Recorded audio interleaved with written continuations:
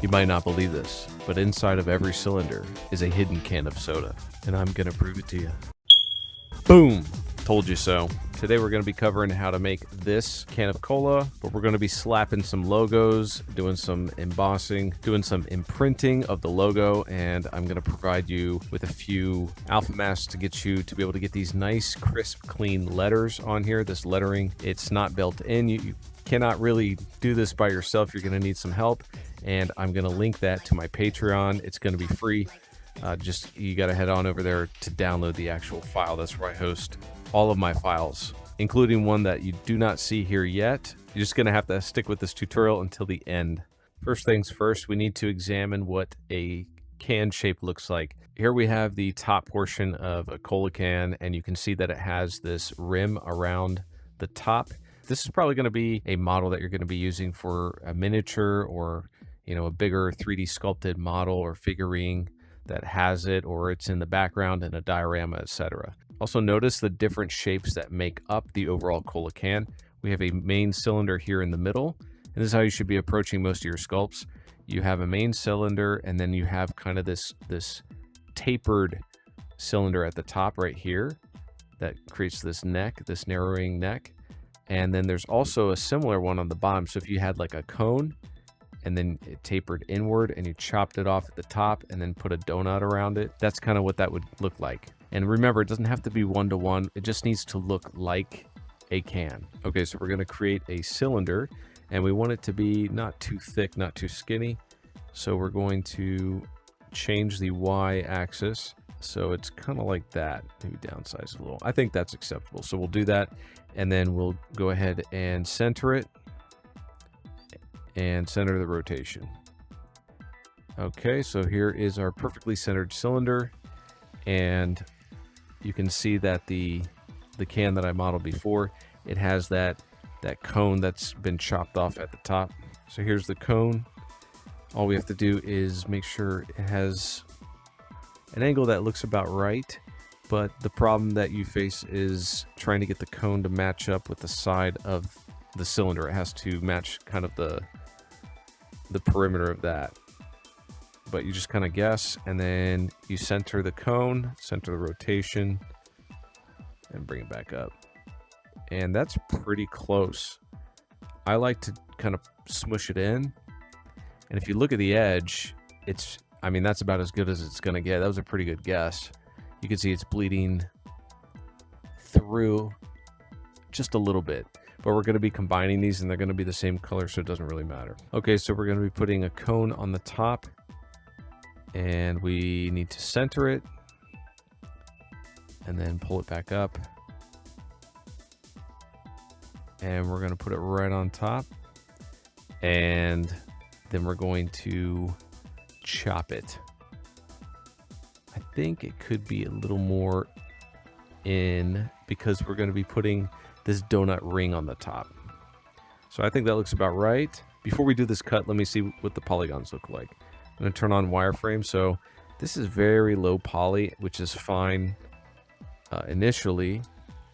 But if we want to get some detailed stuff, you're going to need a lot more polygons later on, as you can see. Let's see what happens if we voxel remesh 100. So voxel remesh gives you some kind of wonky results because it's doing its best to make it rounded, but also use voxels. But you can see it's a little more pronounced towards the bottom and the top here. The first thing we're going to do is clone that top.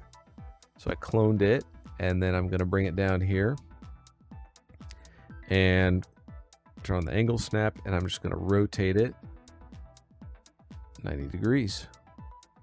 So now we have the same thing that we have on the top on the bottom. And in real life, I think it's a little recessed, but it doesn't matter really. And a lot of models you'll see, especially for like props or background, cans, you'll notice they don't even do this. It's just like a flat bottom. Why? Because it's just simpler that way. But this will give us a little more realism. All right, so now we're ready to do the Boolean operation. We're going to select the can, the cylinder in the middle, and then we're going to select the cone on the top, and we're going to union, and we're going to inspect it. So that looks acceptable. I think it's okay.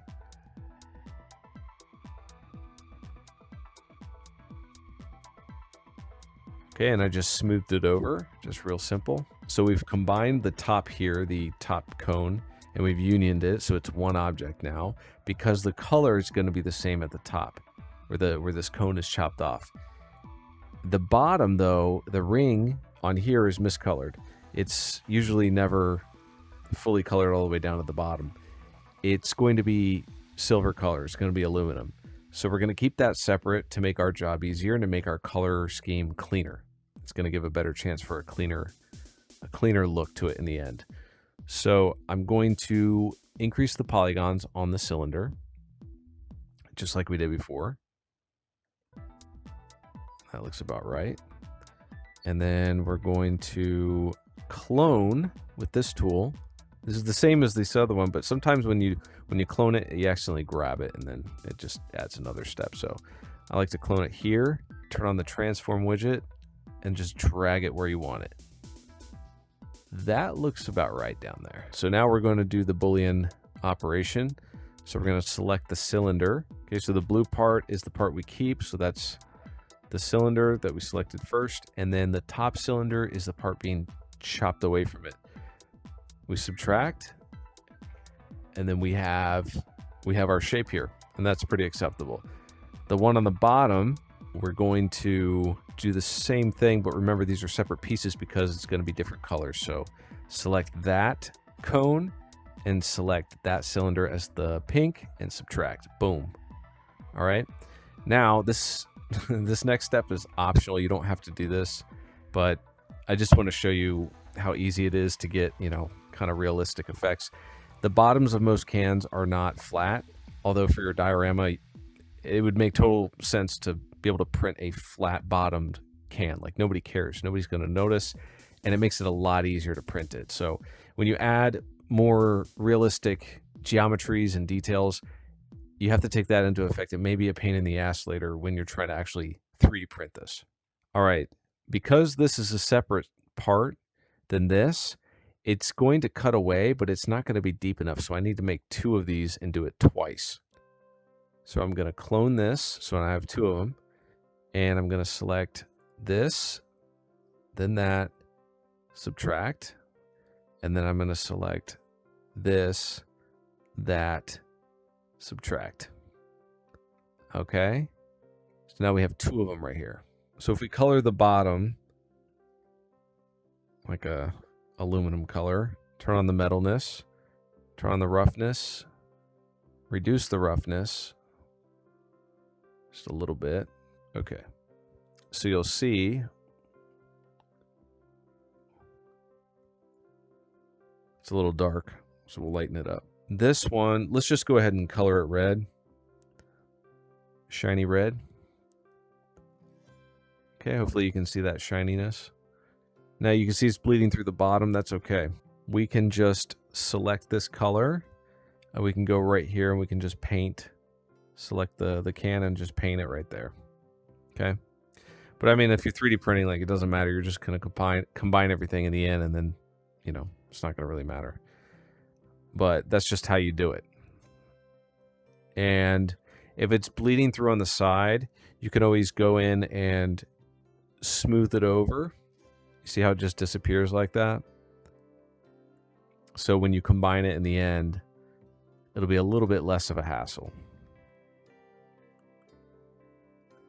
All right. Looking pretty good. And you can do the same. Select the can and kind of get rid of that. That looks pretty real, right? Now let's do the top. The top part is a little bit tricky. I'm going to show you how I did it. Okay, so I selected a torus and I modified. Okay, so we can select a torus. I already have it colored here. These are my settings. It's kind of whitish. The metalness is up and the roughness is, kind of down. But as you can see, we don't want a perfectly straight top. That would be, it would make sense if you're just 3D printing a very basic thing, especially a low poly type model. So we're going to reduce the roundness to 0. It's going to be 0%. And then the outer radius is going to be reduced. And the inner radius, we're going to play with that too. So the height is adjustable. Maybe the outer radius should be about there. Depends when you scale it. So that's like way too thick. So you'd reduce the outer radius, make it thinner. Okay, we need it a little bit thick because we're going to go back in and we're going to round the top a bit. So that's a pretty good thickness. You can see it was kind of thick, and then I rounded off the top. So let's make sure it's centered. Nothing's weird. That's the Y. That's in the correct spot. So we're going to leave it there. Maybe we'll bump it down into the thing a bit because it doesn't need to be so high. And now let's go ahead and increase the polygons just a little bit. And then we're going to go ahead and turn on the smooth brush. And I'm going to turn on the symmetry for the X and the Z axis so I can equally hit it. And I'm just going to increase the strength, decrease the smooth, the fall off, decrease the fall off. I'm going to go around like this until it looks about right. That looks pretty good. That looks pretty ergonomic. Let's do it one more time. So I'm just holding it in. I like that. That looks pretty good. I don't care that it's not, perfectly level or flush. That's not really my approach. All right, so we just add another cylinder barely on the top there. And then we're going to have the angle snap on so we don't rotate. We're going to turn on the line cursor constraint so it just stays in a line. If we don't do that, it's going to allow us to pull it up, and that's going to create an uneven surface below.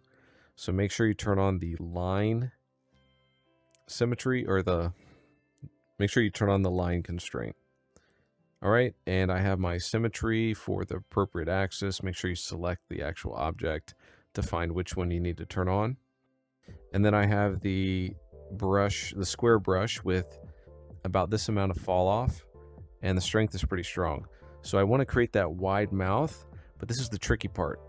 In order for it to look not terrible, you have to have it kind of taper off towards the top here.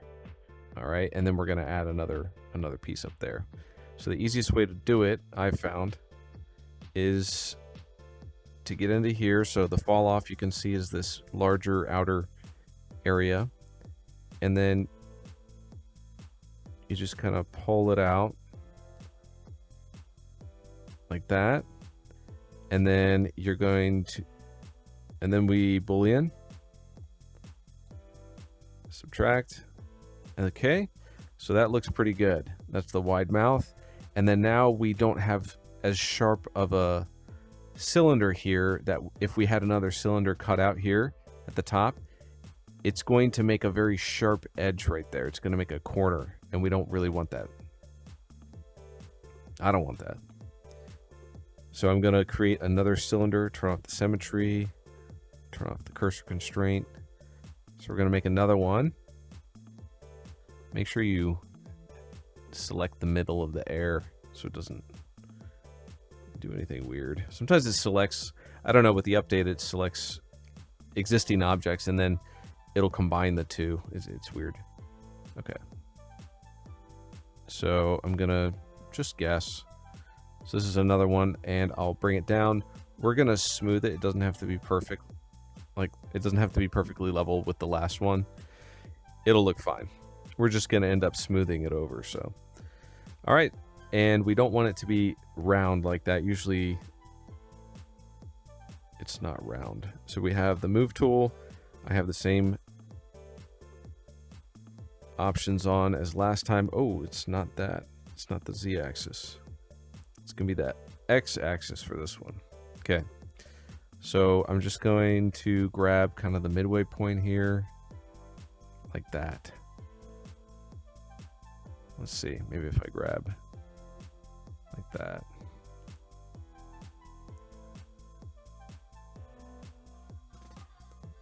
What do you think? Is that gonna look interesting? Kind of want it to look like that. Yeah, that might be good. So it's kind of like a rounded square almost, but not all the way around. That's why I do it this way with the cylinder. Okay, let's try it. So the cylinder is selected, the new cylinder is selected, we subtract it, and it gives us a pretty good effect. That's pretty acceptable. And we can just level that out. Let's turn off the line constraint. Turn off snapping. All right, so we are free to go. And we're just going to use the smooth tool, select it, and then you see how it just cleans it up, and we can round this off. In fact, I kind of want a ramping effect in the back, like that. So it looks a little more natural. Like that, yeah. Yeah, that looks pretty good. It doesn't have to be 100% accurate, especially if you're going to scale this down. It doesn't really matter at all. All right, next we're going to make the tab, and I'm going to show you. You can kind of see what I did here. I had these two shapes, and I combined them inside of a larger shape.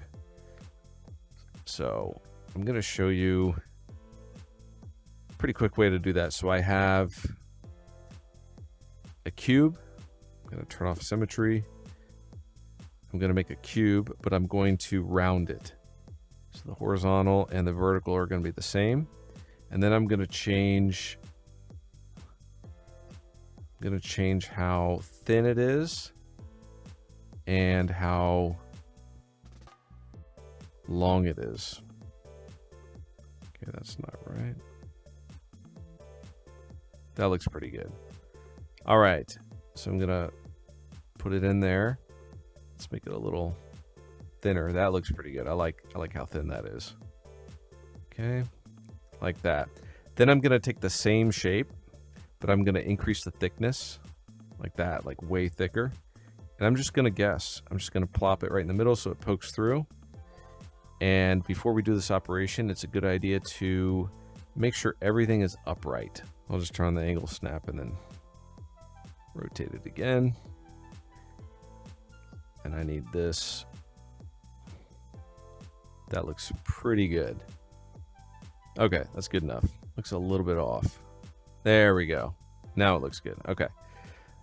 So we're going to click on the original tab, and then we're going to click on the new shape to remove and subtract, and that's what you get. All right. Now you can go in there and you can smooth it over. You can smooth it over, or so that's this way of doing it. The other way of doing it, let me just clone this, constrain it. Oh, let me just clone this for a second, and then move it, and then kind of make it a little bit bigger. And make this, oops, maybe make this one a little bigger, and I have an extra one in there. There we go. Let's scale down this first one a little bit. Seems a little too much. Make sure they're still poking through. Okay, that looks good. So we have a variation in the two, and let's do our Boolean operation. Okay. Subtract. Subtract. All right, so there's your tab.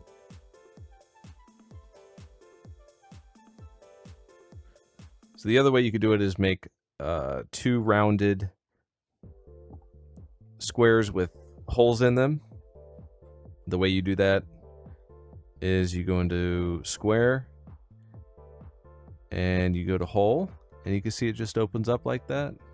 Isn't that amazing? See that? I'll just put this one right next to it. I mean, you could just do like that, and then you can put another one right inside of it.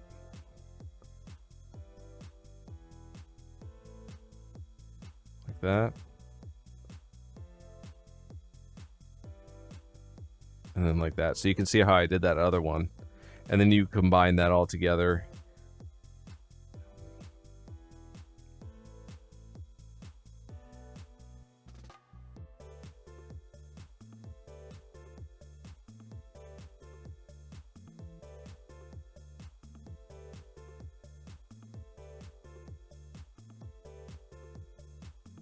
So you can go over and smooth that if you want, and then retopologize.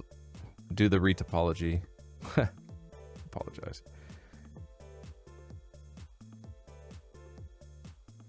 Like that. All right. It's pretty good. This is pretty acceptable. And we're just going to be gluing this, I guess you could say, to the thing. I'm going to keep this one. I like the way this one looks. You can hit this one with the smooth tool if you need, but, you know, gives you those sharper edges. And I'm kind of going for this more cartoony look, so I'm just going to go ahead and delete this one. So there's two ways to do the tab. And we're just going to move that right there. And if you need to resize it, it's really that easy. You can make it as long or short as possible. Now, there's some extra... you could just finish it right here and just plop that on top. And then, you know, you could union the whole thing together. And then you could be done. Or, if you're a little crazy like me, you might need to add a few more details. And this is totally optional. So normally you have the top of the can and then you have these like rings, right? And I'm just going to give a representation of those rings. So I'm going to create these rings again with the cylinder, the torus, the donut. And I'm going to plop one of them in here. And then I'm going to squish it into place. So it kind of looks kind of like it belongs in there. And then I'm going to, let's go ahead and hide this. Okay. I don't know why it does that. All right. And then we're going to set it right on top. Let me stretch it a little more. And have you noticed how the tops of the cans, they have like that ring and then there's like another indent and it's kind of elevated, right? I'm going to show you that trick at the end. We're almost done. So I'm going to select the can, select the ring, subtract. Okay. So there's our little imprint on the top. So this might not be the correct look for the can. And I just like using the smooth tool. I don't mind if it's not, you know, perfect. I kind of enjoy doing that. And then I believe there's another ring and I don't care to look and I don't care how accurate this is. I don't think I even leveled that. Let's see if we need to level this one. Nope. So I'm going to stretch this out. You could also do this with the move tool. You could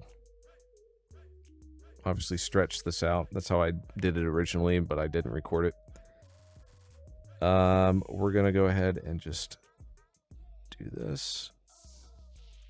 Squish it a little. And that's about good enough. And now we're going to lower it. I used to do a bunch. I used to try to do like precision stuff and it just doesn't work. It's not quite there yet. And when you're doing just basic sculpture like this, it doesn't need to be. All right. So there we go. There's the top. It looks kind of like some sort of tab, right? Now, we need to create this really cool effect that I accidentally did. So I'm going to select the move tool and the sphere, and we're going to have to play with our settings to get it just right. I might have to bump this down a little. The strength shouldn't be too hard. It's on the default mode, no symmetry. I'm just going to go right in here. Make sure this is selected. And raise it up. You know how the cans, they have that kind of raised rounded edge or a rounded face at the top? This doesn't have to happen though. And I'm going to do the line constraint so I make sure I'm doing this right. and maybe the snap too. So I'm like right in the middle. But you see how it does that? So if you really wanted that detail, or one that's about to explode, you can do that. It's kind of bulbous at the top. And all you would need to do is readjust that ring. But let's see. Let's make the fall off a little bit smaller. So I think I want that. Oops. You see that? You see how it creates that like beveled or that kind of chamfered ring around it? So I'm going to shrink this a little and see. Decrease the fall off a little more. Okay, that's too strong. There we go. Looks pretty good.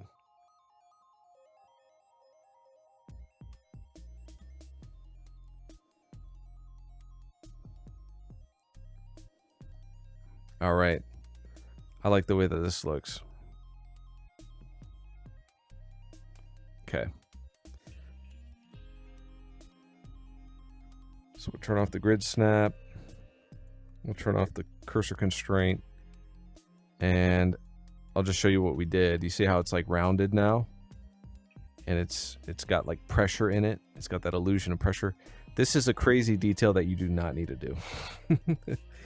But when I do these, I just kind of get carried away and try to explore what kind of detail that I can do. All right, where is... Ah, there's the tab. Okay, so with the tab, you can see, I mean, that looks pretty good. I do have to say. You see the ring on the top? The, like if it was pressurized? That looks really good. And we would just adjust this a little bit. In real life, you wouldn't want this sharp, but hey, I mean, you could increase the roundness if you need to. But I'm pretty satisfied with that. That looks pretty good. That's what it would look like if it was open, obviously. Good enough. Okay, so now I'm going to show you how to do the graphics. The first step is to make sure that you have enough wireframe. This should be good enough, but we'll see.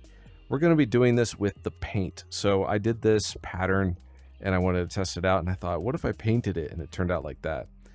So we're going to turn on the alpha,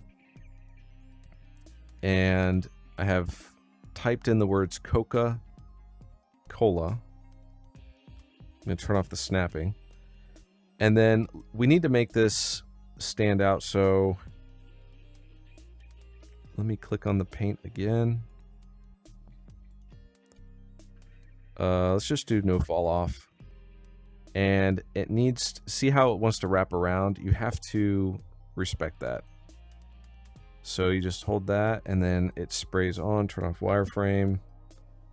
See how it's kind of insufficient to make a really clean lettering? You can see where the pixels are not working out. So what you could do is you could remesh it. This cylinder alone it has this many quads and triangles, so we have 100,000 polygons just on this cylinder alone, which is kind of a lot. So what you could do is you could simplify the mesh, and then only right here you go into the regularize tool, and you make this really detailed area right here where you're going to put the logo. So then you don't use up a ton of the polygons space. Let's see how that looks. Oops, turn on stamp mode.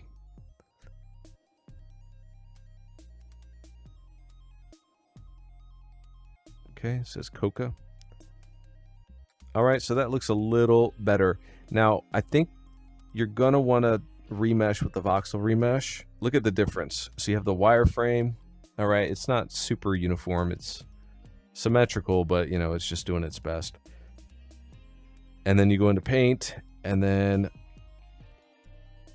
we do the logo here. Boom. Okay, look how much cleaner it is. See how much cleaner it is? It's way better. And if I want to upright, I turn on the angle snap, and then boom. Okay. Coca. and then cola. It's that easy. And if you want, you could do that same mask on other tools, make it pop out. You can make it like an imprint, which I think is cooler and might be easier for you to put ink or paint inside of. If you 3D print this, you could just, you know, dab some paint in there and just let it flow in there. So yeah, you have a lot of options. I did make a little logo, so let's just call this Cola, and we're gonna make white paint, and it's just gonna be called Cola.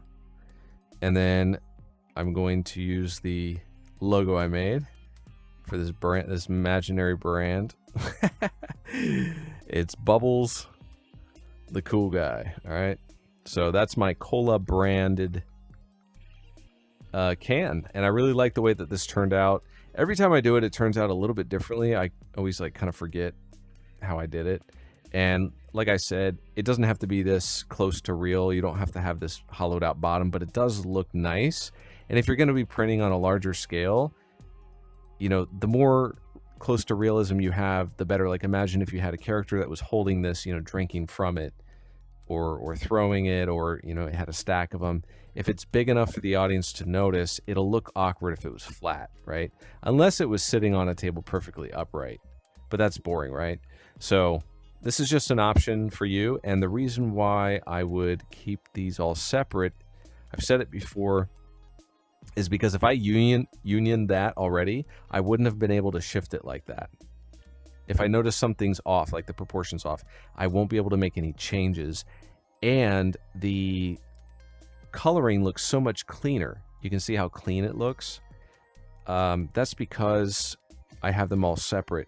I always encourage you to save this project as, you know, its own thing.